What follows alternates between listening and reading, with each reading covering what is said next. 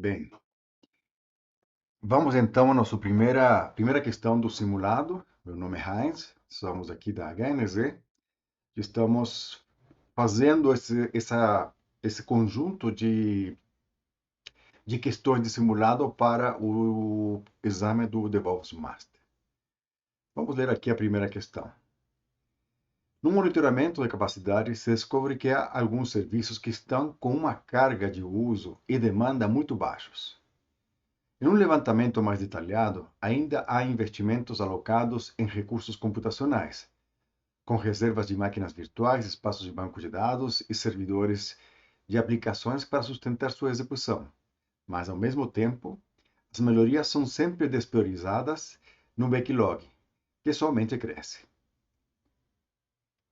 Você convoca todo o time DevOps para decidir o que fazer, sendo que sua proposta é aposentar tal serviço. Alternativa A. O time DevOps deve usar a técnica de unanimidade para decidir parar com este serviço, que está consumindo recursos sem valor para o negócio. Letra B. O correto é que o Process Master tome uma decisão devido que é responsabilidade dele cuidar do backlog de serviços. Alternativa C. Somente o Service Master pode tomar uma decisão deste tipo, e não a equipe DevOps. E por último, letra D, o coordenador da liberação, Gatekeeper, deve ser o único a avaliar se o serviço está no fim de vida, como para formatar um projeto de aposentadoria dele. Vamos pensar aqui alguns segundos para responder a questão.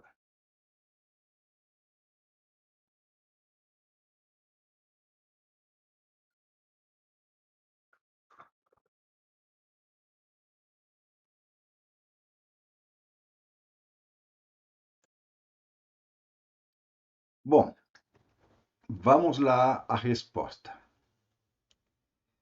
Aqui, lembrando um pouco o que nós vemos no curso, podemos observar que há 4 papéis que estão colocados em discussão em relação a aposentar o serviço ou não. Quem toma a decisão? Será o time DevOps? Será o Process Master? Será o Service Master ou o coordenador da liberação? Essas são as alternativas que nós temos aqui. Né? Então, para quem respondeu a letra A, né, que seria o time DevOps, deve usar a técnica de unanimidade. Bom, aqui há um ponto a destacar quando, dentre os papéis que nós destacamos, né, isso vem a partir de várias bibliografias que definem pelo menos alguns papéis, algumas responsabilidades principais na gestão de serviço. Lembrem que naquela análise que nós fizemos em aula, nós destacamos o Process Master, que era aquele que define o processo, refine o processo, define as métricas e ajuda o time a desenvolver habilidades, a transformar uma equipe de alta performance, a entender impedimentos, analisar sintomas. E aí são dos mais variados. Lembrando que as equipes são compostas por toda a composição de especialistas da área de TI, inclusive com a ligação de negócio. Então, ele tem uma responsabilidade de melhorar, certo, o processo e a qualidade do serviço. Então, pensando nisso, né, o time como um todo, né, voltando à letra A, o time como um todo não teria a responsabilidade de direcionar o que é bom ou ruim para o negócio, né? Esse seria um papel talvez mais próximo do que seria uma decisão de negócio mesmo. Né? Então, a letra A não teria, né, igual oportunidade de votação, como seria aqui unanimidade, ou seja, todo mundo tem que votar ou sim ou não, né? Sendo que há muita gente nessas responsabilidades que são muito técnicas, né? não teriam essa visão de negócio incorporadas. Então, a letra A não seria uma resposta adequada. É. É, vamos à letra B, que acabei de alguma maneira já comentando em relação ao Process Master. O Process Master não está focado em responsabilidades de negócio também, e sim do ponto de vista do desenvolvimento do fluxo de uma peça, trabalhar em cima de desperdícios, aumentar a monitoração e os redatores de informação para ter maior capacidade de poder decidir tecnicamente onde podemos melhorar. Então, ele seria um apoio para todas as equipes transversais, as equipes de serviço, né? Então, ele também não seria, certo, o responsável por fazer isso. A letra C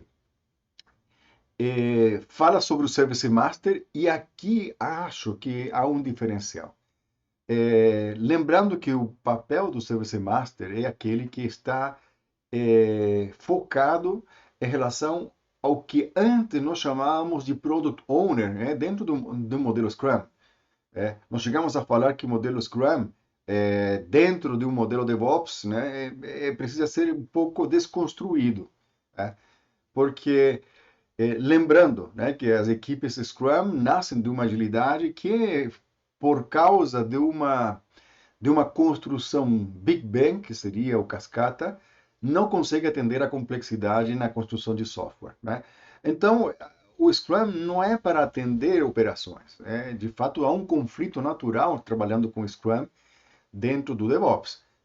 Ou seja, as equipes acabam tendo um encapsulamento de desenvolvimento funcional da aplicação, chamada aí de desenvolvimento de produto incremental, iterativo incremental, etc. Mas se dá um problema em produção, e tenho de alguma maneira melhorias que propor, etc., o Product Owner acaba não priorizando, que é um pouco o que está sendo colocado aqui. Ou seja, acaba não priorizando melhorias porque ele se comprometeu antecipadamente a um sprint, a meta de sprint, as entregas que estão dentro de um roadmap. Então aí eu tenho novamente uma cisão. Ou seja, isso faz com que, de alguma maneira, a própria agilidade precisa incorporar ou ser adaptada aos modelos DevOps. Por isso que o Product Owner acaba ocupando um lugar chamado agora, né, talvez promovido a um lugar aí de Service Owner ou Service Master. Então agora ele tem a visão do serviço como um todo, e embaixo dele, as equipes de desenvolvimento que podem utilizar Scrum com ou adaptações mais evoluídas do Scrum dentro de um processo contínuo, né? Junto com as equipes de operações. Então, isso dá um poder maior de decisão em cima de para onde vai o negócio, né? É nesse sentido. Então, a resposta correta, certo, seria a letra C nesse sentido.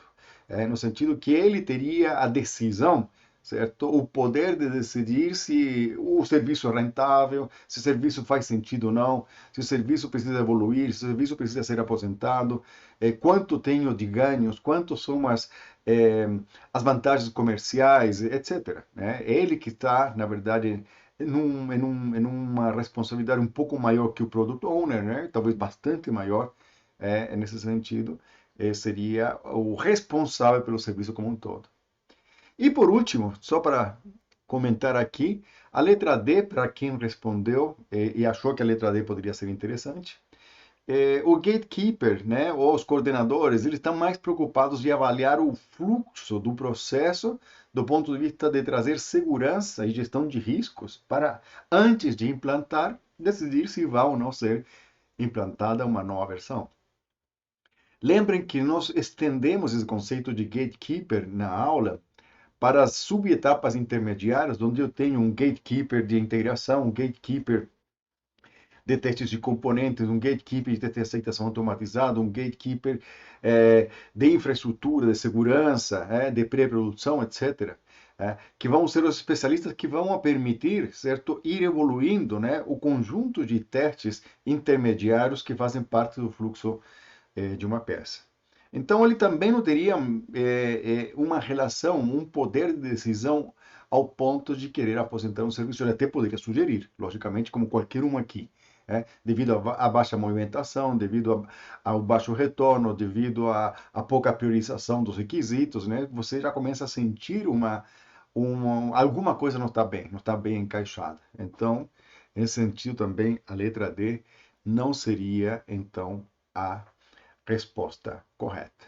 Bom, com isso, mais uma questão aqui para vocês refletirem em relação a como é a prova. Meu nome é Heinz, sou da HNZ e estamos aqui apresentando alguns simulados para vocês se fortalecerem para fazer o exame DevOps Master.